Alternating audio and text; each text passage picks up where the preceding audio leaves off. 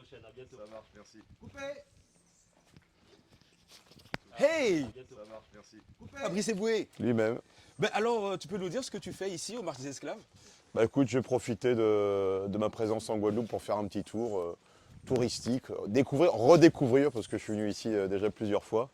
Et puis voilà, parler un peu de tout et de rien, mais ça me fait plaisir d'être là, donc autant manifester ma présence sur Guadeloupe 1. T'aurais pas été un peu matrixé par Casse Départ quand même pour venir ici? Non, non, pas du tout. J'étais venu avant Casse Départ, je reviens après. Alors pour les spectacles, mais je suis déjà revenu aussi pour le plaisir, comme on dit. Donc non, non, c'est un lieu que j'apprécie particulièrement. Donc voilà, je On se suis posait là une petite pour... question justement, tu verras qu'on a la ref. Est-ce que tu es bien réveillé? Là, non, je ne suis pas bien réveillé.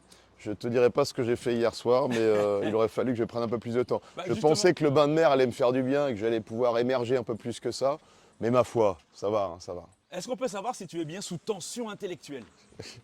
Sous tension intellectuelle, toujours, j'ai ce défaut-là, moi, c'est que je passe mon temps à réfléchir de tout, de tout, de tout. Même quand, tu vois, je mets du temps à dormir, je suis toujours à me poser des questions. Donc, oui, on peut dire que je suis sous tension, trop, trop, trop d'ailleurs. Et dans la vie alors D'ailleurs, je vais te dire, tu vois, par exemple, j'aimerais pouvoir danser le zouk, puisqu'on est en Guadeloupe, pardon, mais je suis en train de réfléchir au lieu de me laisser aller. Tout, tu vois. ouah, Donc, c'est chaud ça quand même. eh ouais, mais j'arrive pas, je suis désolé. Et dans la vie, tu es plutôt cash ou plutôt comme sur la scène? Dans la vie, je suis très cash. Par contre, en interview, tu sais, on vit une époque un peu difficile où tout est récupéré, machin. Donc là, je me connecte intellectuellement, je filtre un petit peu. Et tu es plutôt fils à papa ou fils à maman?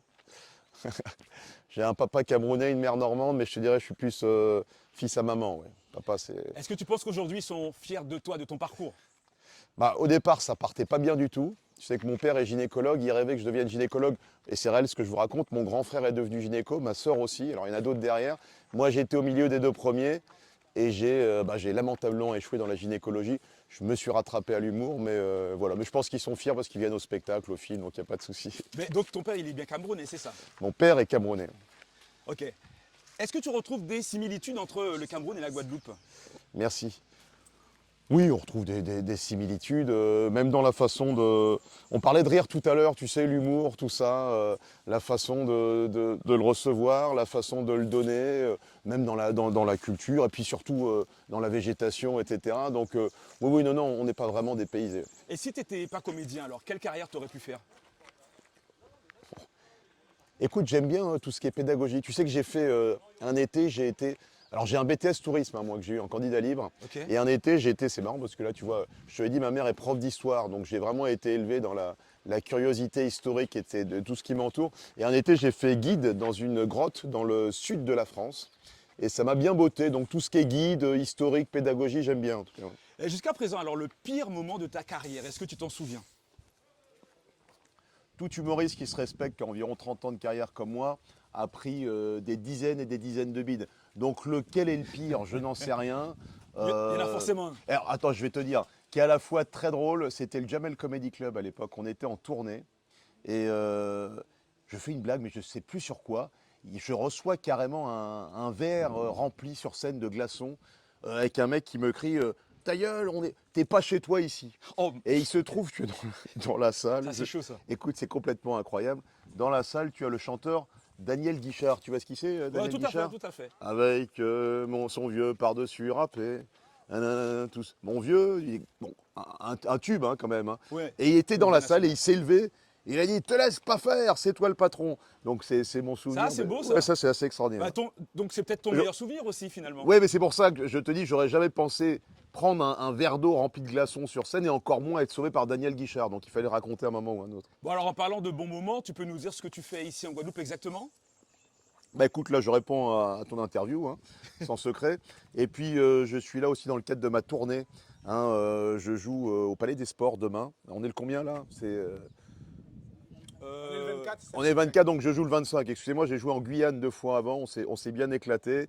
Là c'est donc le 25, là demain au Palais des Sports en Guadeloupe. Et puis on réattaque ensuite à la Martinique. Et hein, première donc, fois devant un public guadeloupéen? première fois devant un public antillais, tout simplement. Alors j'avais fait les présentations de mes films, donc j'avais fait le pitre déjà au cinéma, mais là c'est la première. Ouais. Et comment tu nous trouves nous en Guadeloupe, les Guadeloupéens? Attends que je fasse mon spectacle d'abord, je te dirai ensuite. Mais t'en as vu déjà quand même un ou deux depuis que t'es arrivé. J'ai croisé quelques Guadeloupéens depuis que je suis arrivé en Guadeloupe, figure-toi. Ouais. Ouais, c'est pas mal. Ouais, ouais. Non, non, j'ai plein d'amis Guadeloupéens de toute façon en métropole. Je connais le délire, comme on dit. Non, non, ici, moi, je suis comme chez moi, il n'y a pas de souci. Culinairement parlant, t'as prévu de tester un truc en particulier ici en Guadeloupe? Eh, j'habite vers Strasbourg-Saint-Denis à Paris, je ne sais pas si vous connaissez. Vers Château d'Eau, tu sais, c'est là où il y a tous les coiffeurs à Ouais, Fronty et absolument, compagnie. ouais. Et il y a un petit traiteur qui fait des boquites. Donc, je crois que j'ai bien pris 3-4 kilos de boquites ces derniers temps, hein. Donc, voilà. À tester donc.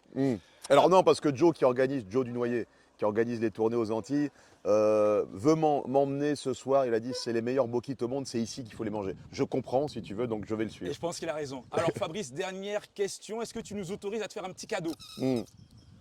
C'est pas que je vous autorise, c'est que j'exige un cadeau. Voilà, au nom de la Guadeloupe tout entière, Merci. on a tenu à t'offrir. Il n'y avait pas un panier à front, qu'est-ce que je vais faire avec ça? Vous abusez là.